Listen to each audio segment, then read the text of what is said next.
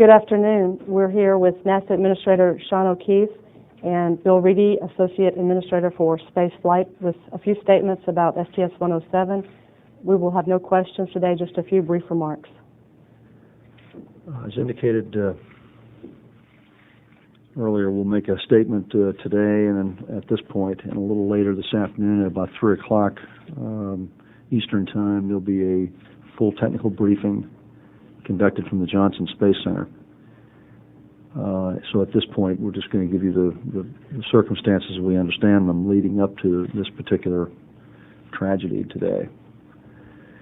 This is indeed a tragic day for the NASA family, for the families of the astronauts who flew on STS-107, and likewise tragic for the nation.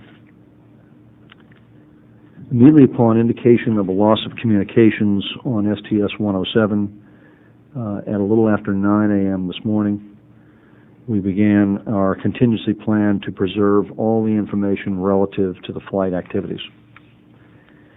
I immediately advised the President and the Secretary of Homeland Security, Secretary Tom Ridge, at the point after landing was due to have occurred at 9:16.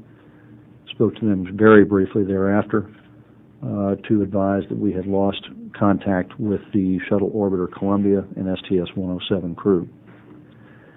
The President specifically offered full and immediate support to determine what the appropriate steps were thereafter to be taken. We then spent the next hour and a half working through the detail and information of what we have received, and Bill Reedy will walk you through the specifics of those operational and technical issues here in just a moment. Thereafter, we have met with the family members of the astronauts who were here at Kennedy Space Center and are soon to be departing back to Johnston, to Houston. The President has called and spoken to them to express our deepest national regrets.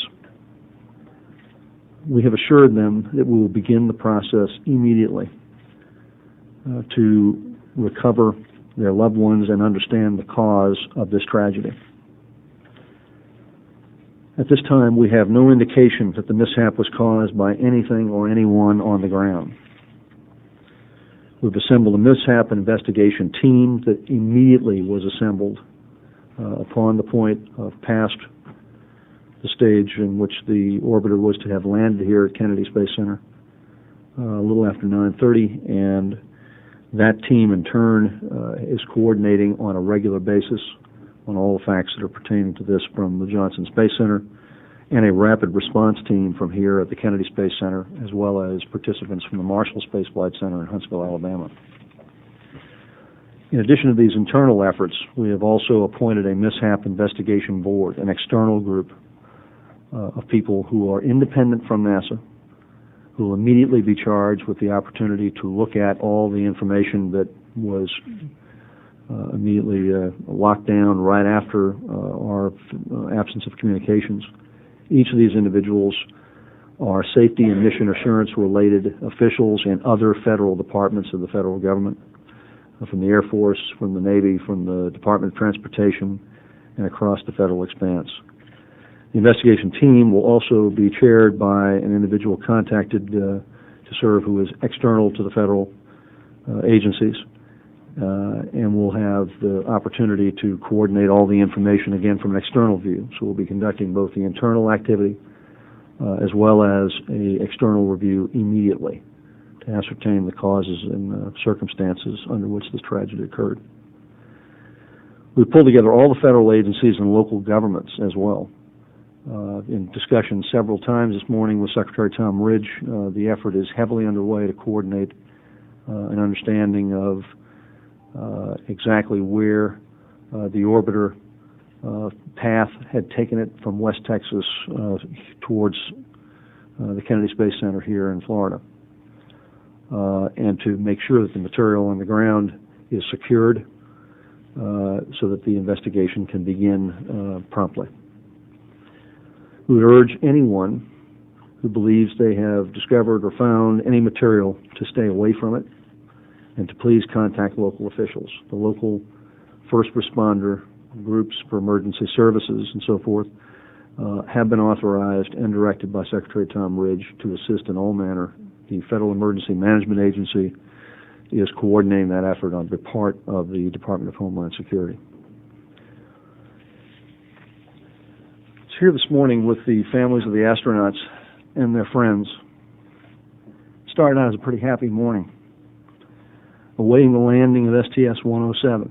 And we had highly anticipated their return because we couldn't wait to congratulate them for their extraordinary performance and their excellent efforts on the science mission on this very important flight. They dedicated their lives to pushing the scientific challenges for all of us here on Earth. And they dedicated themselves to that objective and did it with a happy heart, willingly, and with great enthusiasm. The loss of this valiant crew is something we will never be able to get over, and certainly the families of all of them, we have assured we will do everything we can possibly do to guarantee that they work their way through this horrific tragedy. We ask the members of the media to honor that too. To please respect their privacy and please understand the tragedy that they are going through at this time. We will help the media assure that be the case as well. We trust that the prayers of the nation will be with them and with their families. And again, a more courageous group of people you could not have hoped to know than the families of these crew members. And an extraordinary, extraordinary group of astronauts who gave their lives and did it in a way that they knew exactly the risk, but never, ever, do we ever want to see a circumstance where something like this could ever happen. And we diligently dedicate ourselves every single day to assuring these things don't occur. And when they do, we have to act responsibly, accountably, and that's exactly what we will do. To give you more of the operational detail of what has occurred here since 9 a.m. this morning, the Associate Administrator for Spaceflight, a former astronaut, retired captain of the United States Navy, former test flight pilot, Bill Reedy, who has commanded 2 separate missions previously and as an astronaut, and is now, again, our Associate Administrator for Spaceflight, and has worked with me all morning, along with all of us here at Kennedy Space Center, to work through the details of the events as we know them, and to present to you the facts that we understand them. Again, the technical details that are being worked very diligently now will be covered again at 3 p.m. this afternoon out of the Johnson Space Center. With that, I'm going to turn it over to Captain Bill Reedy.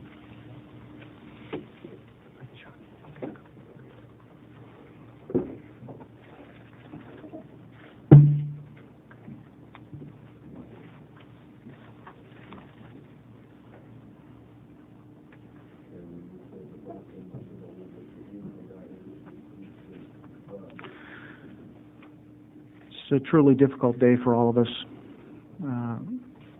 Many of us were standing alongside the runway waiting to celebrate their triumphant return after a 16-day science mission. I think you could tell from the downlink that they loved what they were doing and they thought what they were doing was extremely important, pushing back those boundaries in science.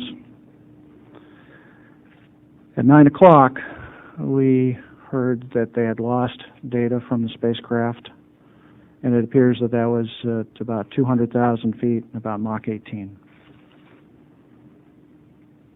The loss of data was somewhere over north central Texas, and at the planned landing time of 9:16, we initiated our contingency action plan, called the Rescue Coordination Center, and initiated a search and rescue effort.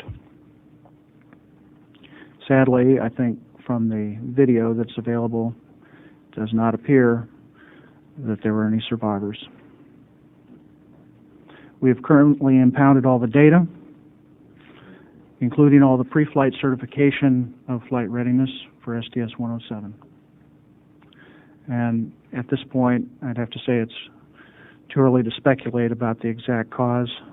Obviously, we're looking at all the data that we have available. Those people that have videos, those people that have still pictures, we'll urge you to contact NASA so that we can coordinate those things that might be available.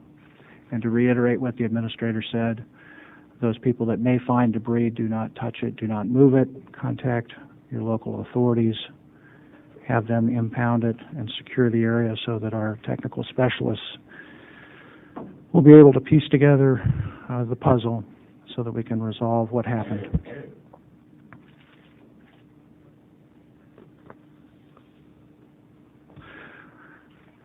Our immediate focus is on the crew families, and we spent some time with them. The president called. I'd have to say the families are bearing up with an incredible amount of dignity considering their loss. We all grieve for them. We all pray with them for the crew. But one thing came across loud and clear when visiting with them is they knew that the crew was absolutely dedicated to the mission that they were performing. And I think you could see that in the video downlink. They believed in what they were doing. And in the conversations with the crew and their families, they said that we must find what happened and fix it and move on. And we can't let their sacrifice be in vain. Today was a very stark reminder that this is a very risky endeavor, pushing back the frontiers in outer space, and after 113 flights, unfortunately, people have a tendency to look at it as something that is more or less routine. Well, I can assure you it is not. Each and every time I flew, each and every time my colleagues flew, we treated that with the respect that it deserved from a professional standpoint. And I have to say that as the one responsible for shuttle and station within the NASA, that I know that the people of NASA did everything possible preparing for this flight to make it as perfect as possible. My promise to the crew and to the crew families is that the investigation that we have just launched will find the cause, we'll fix it, and then we'll move on. Thank you. Again, we know you all have questions, and we will have a news briefing at 3 o'clock, and we'll give you that opportunity at that time. Thank you.